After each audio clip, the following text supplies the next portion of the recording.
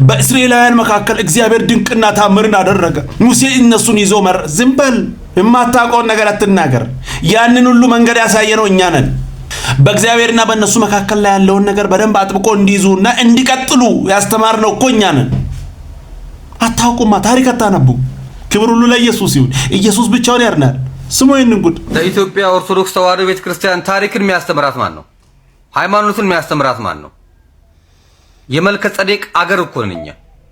የኛ ቤተክርስቲያን እኮ የመልከ ጸዴቅ አገር ቤተክርስቲያን እኮ ነው የምትባለው። ታውቃላችሁ ይሄን ታሪክ? አብርሃምን የባረከው መልከ ጸዴቅ ኢትዮጵያዊው የኛ አባት ነው። ሙሴን ተቀብለን ያስተናገድን የነ ዮቶር አብ አገር የነ ራጉኤል አገር ለሊቀ ነቢያት ሙሴ ግዝረትን ያስተማረችው የነ ሲጳራ አገር እኮ ነች ኢትዮጵያ። የኢትዮጵያ ኦርቶዶክስ ተዋሕዶ ቤተክርስቲያን እዚህ ምድር ላይ ነው የተመሰረተችው። ጫማን አውልቅ የተባለበት ሙሴ ሊቀ ነቢያት ሙሴ ቀጥታ መልአኩ ጫማን አውልቅ የተቀደሰች ምድር ላይ ነው ያለው። ጫማን አውልቅ ያለበት የነ ኦባብ አገር አይደለም እንዴ? ለጽላቱ ለታቦቱ መንገድን የመሩ እነ ኦባብ የወጡበት አገር ኢትዮጵያ። አይገርማችሁ? የንግስት ሳባ የአዜብ አገር ጌታ የመሰከረላት የአዜቧ ንግስት የደቡቧ ንግስት የምትባለው የአዜብ አገር እኮ ነች ኢትዮጵያ። አስቀድማ ወንጌልን ሰምታ ለህዝቧ የነገረች አገር የነ ባኮስ የጃንደረባ አገር ነች ኢትዮጵያ። ለኢትዮጵያ ማን ነው ሃይማኖትን የሚያስተምራት? ለኛ ቤተክርስቲያን ማን ነው ሃይማኖትን፣ ስርዓትን፣ ወግን የሚያስተምረው? እኛ እናስተምር እንጂ ማንም መጥቶኛ ሊያስተምረን አይችልም። ሃይማኖት ብትል ሪሊጅን፣ ትራዲሽን፣ ከስተም፣ ካልቸር፣ ሃቢት፣ ፕሮሲጀር እኛን ማንም እኛ እኮ ነን እኮ እስራኤላውያንን ሳይቀር ያስተማርናቸው። መስዋዕትን እንዴት እንደሚቀርብ ለሙሴ ያስተማረው ማን ነው? ዮቶር አብ ነው።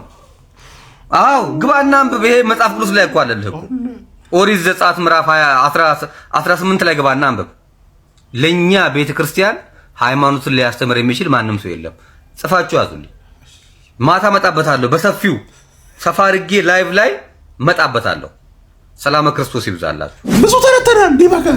ይበቃል። ኧረ በኢየሱስ ስም ማርያም እኮ ከበዛ ይመራል።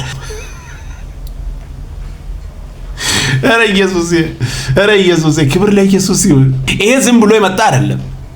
እንትን አለው፣ ደረጃ አለው። መጀመሪያ ተረት ይጀመራል። ተረት ደግሞ እያደገ ታሪክ ወደ መቀማት ያልሆነውን ሆኗል ወደ ማለትም ይሄዳል።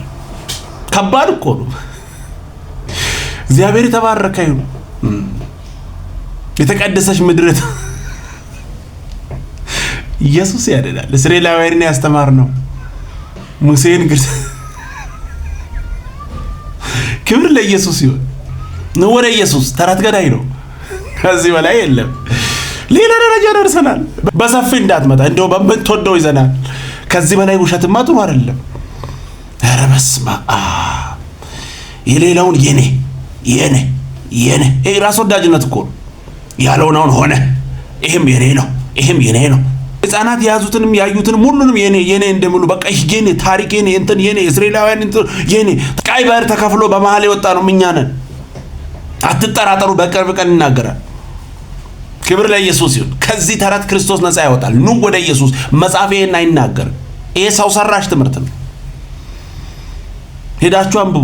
አንድም ቦታ ላይ እነዚህ አይነት ነገር የለም። ከባድ ነው። ክብር ለኢየሱስ ይሁን። ምንም ማድረግ አይቻልም። ኑ ወደ ኢየሱስ። ህይወት ነው ኢየሱስ።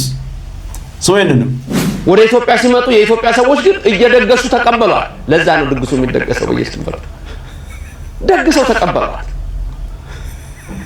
አቤት በጎጃም ያለ በረከት፣ አቤት በሰሜን ያለ በረከት፣ አቤት በጣና ያለ በረከት። መላ ኢትዮጵያን ነው እኮ የዞረችው። በቅዱስ ኡራኤል መልአክ ክንፍ ላይ ሆኖ እመቤታችን ልጇን ይዛ እኮ መላ ኢትዮጵያን የባረከችው።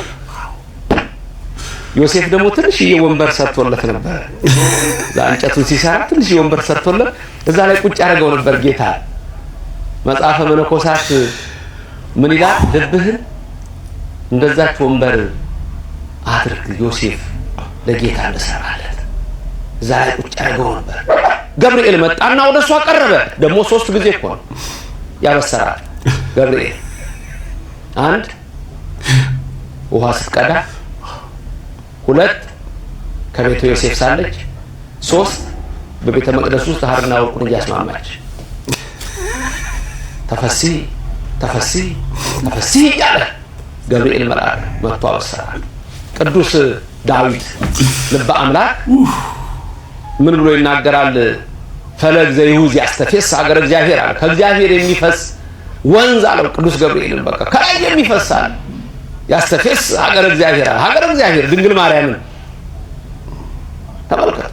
ከተማ እግዚአብሔር ድንግል ማርያምን ያችን ቅድስት ምን አላት? ያስተፈስ ደስ ያሰኛታል አለ። ወንዙ ገብርኤል ነው። መጣ ወደ ድንግል ማርያም ገብቶ ተፈሲ ተፈሲ ተፈሲ ኦ ማርያም ምን ሊተጸጋ እግዚአብሔር ምስሌኪ አላት። እንግዲህ ተፈሲ ተፈሲ።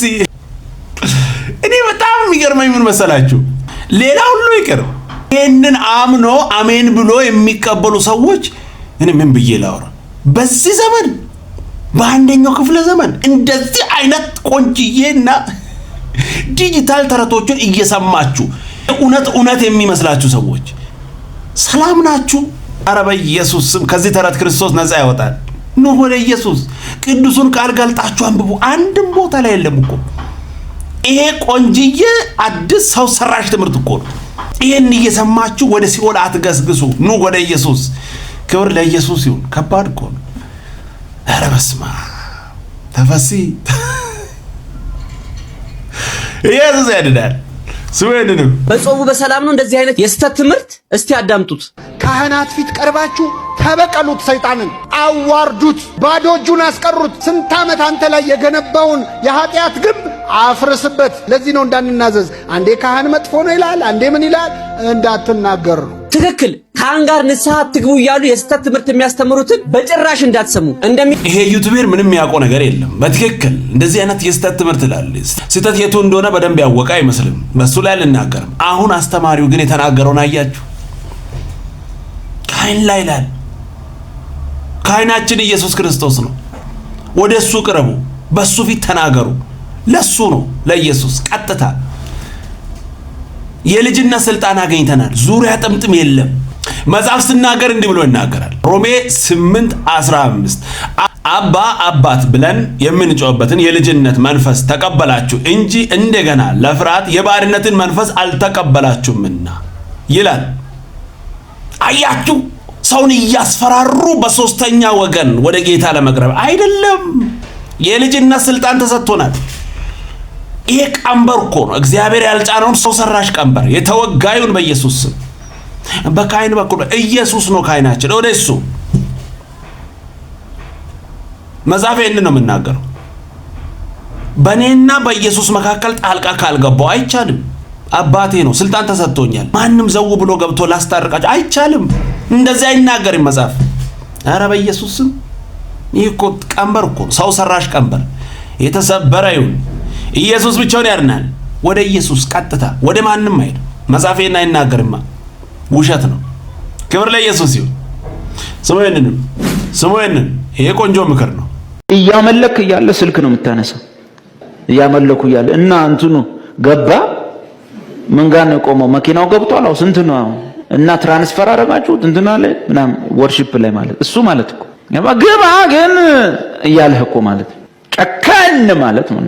ይስሐቅን ማረድ ይጠይቃል ማለት እድሎችህን ለእግዚአብሔር መተው ይጠይቃል በዛች ሰዓት ማለት ተስፋህን ማረድ ይፈልጋል ማለት እድልህን ስኬትን ማረድ ይፈልጋል። ምን ወርሺፕ እንጂ ወርሺፕ ቸርች ውስጥ ገብቶ አሜን ነው አሜን። እስቲ ወደዚህ ይሄው እስቲ ከፍ በል ስልክ ሲደወል አቤት አቤት አቤት እሺ ስንት ላስገባ ስንት ወጣ እችን ሰዓት እንኳን ማረድ ይፈልጋል ያልኩት እሱ እችን ሰዓት እንኳን እችን ሰዓት ያችን ሰዓት አንድ ሰዓት ማለት በምሕረቱ እኮ ነው እሷን የምትሰሩት። በምሕረቱ እኮ ነው። አንድ ቀን ምሕረቱ ቢነሳ ወጋኝ ስትሄዳት ያኔ ስልክ ማንሳት የለም መርፌን እስክትጨርስ ግሉኮስን እስክትጨርስ ቢደውሉልም የራሳችሁ ጉዳይ እኔ ነፍስና ስጋ ወርሺፕ ላይ ሲሆንሳ ነው ገብቷል። አታነዛው ራሱ ቢደውልን እናንተ ደልቷቸው እኔ ልሞት ነው ነው የምትለው። ለዛ ደግሞ እግዚአብሔር ነግሬያቸዋለሁ። ብዙ ማታ አንዱ ወባ ቢምቢ ቢልክ በቂ ነው ብለናል። ይዙ ብላ ጢቅ ታረገ ጠዋት ብርድ እያለ ታናሽ ወንድም ነው ተሸክሞ ባጃጅ ውስጥ የሚያስገባው። እውነት ውሸት? እንደሱ አይነት ምስኪን ሰውዬ፣ እንደሱ አይነት ምስኪን ሰው በአምልኮ ታይም ላይ እንኳን ትንሽ የእስራኤልን ቅዱስ የአብርሃምን አምላክ የኢየሱስን አባት በምንሰግድ ሰዓት ታይም ትንሽ መስጠት ያስፈልጋል። አንዳንዱ ደግሞ ችግር ምንድነው? አንዳንድ ሰዎች እዛ ጋር ሆኖ የጌታ እራት ማለት ጌታ እራት አንዱ ነገር ህብረት የምንገልጥበት ሰብሰብ ብለን፣ አንዳንዱ ውጭ ጋር ይሆንና እነ ቴዲ ሲመጡ ቴዲዬ አምጣው፣ አንዳንዱ ለስድስት ሩብ ጉዳይ መጥቶ ሞቱን ሳያስብ ስለ መከራው ሳይዘምር ስለ ሞቱ ሳይዘምር ምን እንደመሰለው አናቅም። ብቻ ቴዲዬ አምጣ ምን ማለት ነው? ትኩረት አንሰጥም ለእግዚአብሔር ነገር ማለት አንመሰጥም፣ ክብደት አንሰጥም። ምናመልከው የሆነ ድንጋይ ጣዖት እንጨት ምናምን አይደለም፣ ሕያውን አምላክ ነው። ሰማይና ምድር ይዘ መላእክት በዛ ሰዓት የሚሰግዱለት እግዚአብሔር እድል ሰጥቶን እስቲ ትንሽ ዘምሩ በፊት ያለ። ይሄ ደስ የሚል ቆንጆ መልእክት። ክብር ለኢየሱስ ይሁን። ምንም ማድረግ አይቻልም። ይሄንንም በደንብ ስሙ፣ ብዙ ነገር ትማራላችሁ።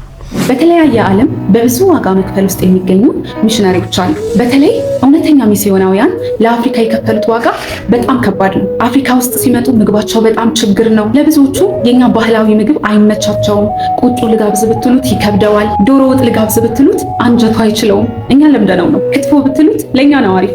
ብዙ ምግባችን አይመቻቸውም፣ ውሃችን አይመቻቸውም። ያን ሁሉ ችለው መድኃኒት ይዘው መጥተው ነው በየገጠሩ የሚያገለግሉት። እና አንድ ጀርመናዊ ሚሽነሪ ምዕራብ አፍሪካ ላይ ባለቤቱን ጥሎ ልጆቹን ጥሎ መጥቶ እያገለገለ በአገልግሎቱ ጥቂት ሰዎች ጌታን ተቀበሉ። የሆነ ቀን ግን ይሄን ሚሽነሪ ወባ ይነድፈዋል እና ትኩሳቱ እየጨመረ ላብ እያጠመቀው አብረውት ያሉት ጌታን የተቀበሉ አዳዲስ ሰዎች ናቸውና መድኃኒት ቢሰጡት፣ ውሃ ቢያፈሱበት፣ ባህላዊ ቅጠል ምናምን እየጨመቁ ቢያረጉበት በጭራሽ ሰውየው ትኩሳቱ እየጨመረ ከበውት በቃ ሲጨንቃቸው ማልቀስ ጀመሩ። ሁኔታውን ሲያዩት በቃ ጥሩ ነገር ላይ አይደለም ያለው እና ከተወሰነ ጊዜ በኋላ ያ ሚሽነሪ አረፈ። የት ብለው ይላኩት እና አስክሬኑን ከበው ያለቅሳሉ። ጌታ ሆይ አሁን የሰው ምንድን ነው የምናደርገው? 2 ሰዓት አለፈ። ከ2 ሰዓት በኋላ ሞተርን ቢስ ይላችሁ አንዳንዴ ውሃ ምናምን ስትሉት ብሎ ብድግ እንደሚለው ልክ እንደዛ ሰውየው ተንቸፋችፎ ድንገት ማለት ነው ብድግ አለ። ደነገጡ። ሲያያቸው ሁሉም እያለቀሱ ነው። አይናቸው ላይ እምባ አለ። ምንድነው የተፈጠረው አላቸው። የእግዚአብሔር ሰው አርፈህብን እኮ 2 ሰዓት አለፈ። ሞተህብን የምናረገው አተን እኔ አላቸው። አዎ አንተ ሞተህብን እና ምን አረጋችሁ ታዲያ? ምንም አላደረግንም። በቃ ቢቸግረን ይሄን ሰው ምንድነው የምናረገው? እዚህ ነው የምንቀብረው ወይስ ምንድነው የምናረገው ብለን ተጨንቀን እያለቀስን እያለ ነው የተነሳኸው አሉት። ፈረንጆች ጎበዞች ናቸው። አንዳንድ ነገር ላይ ዳየሪ የሚባል አላቸው። በየዕለቱ የሚሆኑትን ነገር ይመዘግባሉ፣ ማስታወሻ ይጽፋሉ። ሰውየው በዚህ ቀን እንዲና እንዲገጥሞኝ ነበር፣ ይህንንም የማገለግላቸው ሰዎች ናቸው የመሰከሩልኝ፣ እኔ ግን ራሴን ስቼ ነበር ይልና ማስታወሻ ይጽፍና አገልግሎቱን ይቀጥላል። ከተወሰነ ጊዜ በኋላ ወደ ሀገሩ ወደ ጀርመን ይመለሳል። ከዛ የላከችው ቤተክርስቲያን ሚሽነሪ ሆኖ ስላገለገለ የእንኳን ደህና መጣ ፕሮግራም ይዘጋጅለትና እዛ ፕሮግራም ላይ ሊመሰክር በአፍሪካ እግዚአብሔር እንዴት እንደረዳው፣ ስንት ሰው ጌታን እንደተቀበለ፣ የጎሳ መሪዎችን እንዳገኘ፣ መጀመሪያ ላይ ችግር ገጥሞት እንደነበረ፣ በኋላ ላይ ግን በፍቅር ተቀብለውት ጌታን እንደመሰከረ መሰከረ። እየመሰከረ ያለ አንዲት እህት ሲጸልይ ስርዓት ይዛ ጥቋን ይዛ የምትጸልይ ስታመልክም በስርዓት የምታመልክ እጇን ብታነሳ ምን ብትል እማትረብሽ ቸርች ውስጥ በጣም ጨዋ የምትባል እህት ቀጥታ ወደ መድረኩ መጣች። ሰው ሁሉ ይመለከታታል። ከዛ ትወጣና ፓስተር ትለዋለች። አቤት በዚህ ቀን ትለዋለች። እሺ በዚህ ዓመተ ምህረት በዚህ ሰዓት ጌታን እያመለክን እያለ በህይወት ተለማምጄ የማላቀው የመንፈስ ቅዱስ ኃይል በእኔ ላይ መጣ። በመሬት ላይ ወድቄ ሁሉ እየተንከባለልኩ እጸልይ ነበር። ያለማቋረጥ ከ30-40 ደቂቃ በላይ በልሳን ብቻ ነበር የምናገረው። እኔ ልምዴ ልሳንን እቤት እንጂ ጉባኤ ላይ ብዙ አልጠቀምበት። የዚያን ቀን ግን እንደሱ ሲያደርገኝ ከመጀመሪያ እስከ መጨረሻ ፊቴ ላይ የነበርከው አንተ ነበርክ። ማስታወሻ እንዲሆንን የዕለቱን ይኸው መዝግቤዋለሁ አለች። ጌታን አመሰገነ። እሱም አጀንዳውን አወጣና ሲያሳያት እሱ ሞቷል በተባለበት ሰዓት ይቺ ሴት መሬት ላይ እየተንከባለለች በልሳን ትናገር ነበር። መንፈስ ቅዱስ በእሷ ይማልድ ነበር። በልሳን ስንጸልይ መንፈስ ስለሆነ የሚጸልየው ዊዶኖ ምን እያለን እንደሆነ ግን the right prayer ነው። on the right time on the right place እየጸለይን ያለን። በልሳን ስትናገሩ ምናልባት ስለኔ ነው የምትጸልዩት። እኔ እየተናገርኩ በልሳኖቼ ስጸልይ ስለሌላ ስለማላውቀው ሰው ሊሆን ይችላል የምጸልየው። ለዛ ነው መጽሐፍ ቅዱስ በሮሜ ምዕራፍ 8 ላይ ሲናገር መንፈስ ድካማችንን ያግዛል አለ። እንዴት እንድንጸልይ እንደሚገባን አናውቅምና። የሚገርም ነው። ኢየሱስ ብቻውን ያድናል። አሁን ላይ ያው ሰዎችን በጣም ብዙ በልሳን ሐሳቦ በትንቢት ሐሳቦ በብዙ ነገር እያታለሉ ስለሆነ እንደዚህ ነገሮችን ሰው እየፈራ ነው ማለት ሐሰተኛውን አንቀበል። በትክክል ግን ሲሆን መቀበል መቻል አለብን። በሐሰት የሚናገሩ ሰዎች የሰሩት ክፍተት እንዳንጠቀም እያደረገ ነው። ይህንን መጠንቀቅ አለብን። ኢየሱስ ብቻውን ያድናል። ደስ የሚል ቆንጆ መልእክት። ክብር ለኢየሱስ ይሁን። ደስ ይላል። ቀጣይ በሌላ እንገናኛለን። ሰብስክራይብ፣ ሼር፣ ላይክ ማድረጋችሁን እንዳትረሱ። ወዳችኋለሁ። ተባረኩ።